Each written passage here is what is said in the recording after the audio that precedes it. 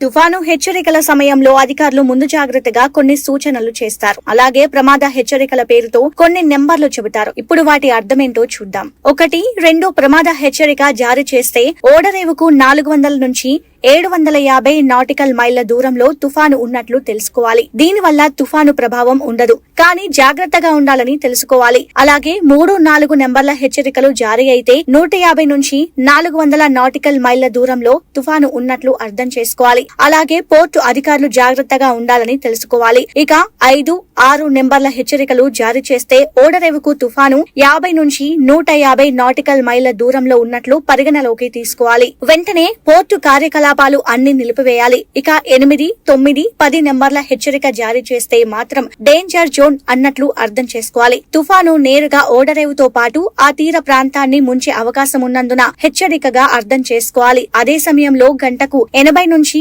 200 కిలోమీటర్ల వేగంతో గాలి వీచే అవకాశం ఉంటుంది. ఓడరేవు మొత్తం ఖాళీ చేయడంతో పాటు నౌకలను సురక్షిత ప్రాంతాలకు తరలించాలి. అలాగే తీర ప్రాంత వాసులను వీలైనంత త్వరగా ఖాళీ చేయించాలి. ఇక 11వ నెంబర్ హెచ్చరిక జారీ చేస్తే మాత్రం పరిస్థితి చేయి దాటినట్లు అనుకోవాలి. ఎందుకంటే ఈ టైంలో ఓడరేవు అతి దగ్గరలో తుఫాను కేంద్రీకృతమై ఉంటుంది. పెనుగాలులు వీస్తాయి. దీంతో సమాచార వ్యవస్థ ఘోరంగా దెబ్బతింటుంది. ఇక ఎవరికి వారు సొంతంగా జాగ్రత్తలు తెలుసుకోవాల్సిందే. వీలైనంత వేగంగా తీర ప్రాంతం నుంచి వెళ్లిపోవాలి.